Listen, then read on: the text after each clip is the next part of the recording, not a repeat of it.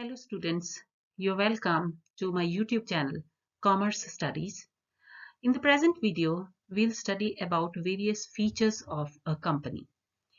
In earlier video, I explained to you what is a company, and we also took a look at various provisions of Companies Act 1956 and amended Companies Act 2013.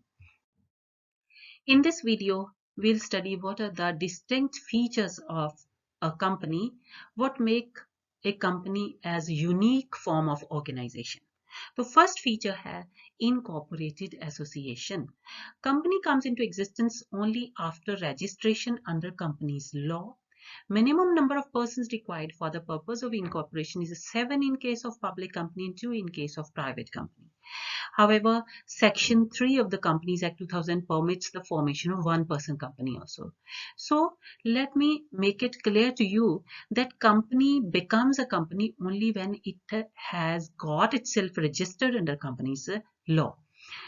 कोई भी company तब company बनती है जब इसने अपने आप को कंपनीज एक्ट के अंडर रजिस्टर करवाया है. तो for registration of a company there are certain essential requirements which have to be fulfilled. Once it fulfills all those requirements, only then it comes into existence as a company. Another essential requirement is that for forming a public company, minimum 7 persons are required, and for forming private company, minimum 2 persons are required. But Companies Act 2013 has also allowed the formation of one-person company. What is one-person company? This we'll study later on in detail. Second feature of company is a separate legal entity. Since company is different from its members because it is in the eyes of law an artificial person. So it is separate from members. All the transactions are carried out in the name of a company itself and not in the name of any member. All liabilities and all profits and all losses are that of the company only, not that of members. Members simply come and go as far as company is concerned. So this feature of separate legal entity was established in a famous case of Salomon versus Salomon and Company Limited in 1997.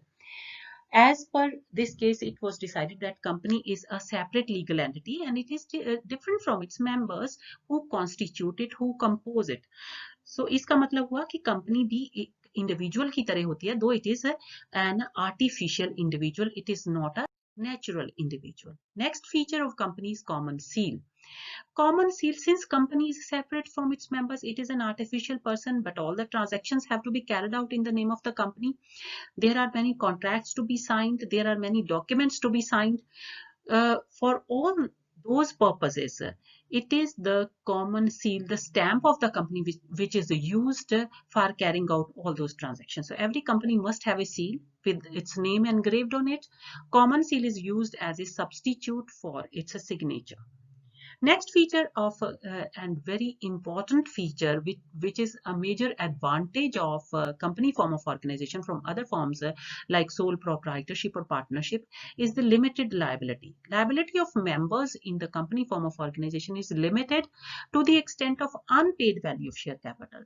So it means that a person who has become the member of the company, who has become the shareholder of the company, he will be liable to pay the only that much amount which he has not paid. Otherwise, whatever money he has paid, for that money, that person will not be liable and he or she will be liable only for the unpaid value of the share capital. So all the liabilities will be that of the company only, not that of members. Members will constitute, they will contribute to those liabilities only to the extent of that much amount of money for which they have promised to pay. So this is a major advantage of company form of organization. Limited liability means you have to pay as much as you have agreed to pay. As company is a separate person and it has its own identity, so the liability of company is also that of its own and not that of its members. Another feature of company form of organization is separate property. So since company is separate, company has its own existence, company is an artificial person, so all property of the company will also be in the name of a company itself and not in the name of any member. So some company is separate from its members, so it is capable of owning, enjoying and disposing of property in its own name. Property of company will not be considered as joint property as members of that of the members constituting the company. So company has its property. It can sell property of the company in its own name. It can purchase property in its own name. Members have nothing to do with the property of the company. So this is another unique feature of company form of organization. Next feature is perpetual succession. Perpetual succession means under Section 9 of the Companies Act 2013, company is an entity with the perpetual succession. It means life of the company is long. Company is its life is independent of lives of its members. Members may come, members may go, but the company continues to operate unless it is wound up.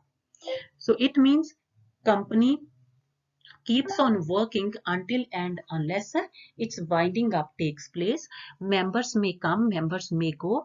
It has nothing to do with the members. Company has its own existence. Company has its own existence under company's law.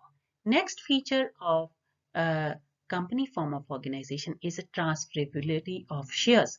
Section 56 of the Companies Act 2013 states that shares of the company are freely transferable and can be sold or purchased in the share market. So this is another major and distinctive advantage of company form of organization, that a member who has purchased the shares of the company, if at any point of time he or she wishes to leave the company, he or she can sell his or her own shares to any person in the market, in the share market, and leave the company. So they once a person has purchased the shares of the company, he or she is not bound to be permanently remain the member of the company. He or she may leave the company anytime by selling their shares to anybody in the share market.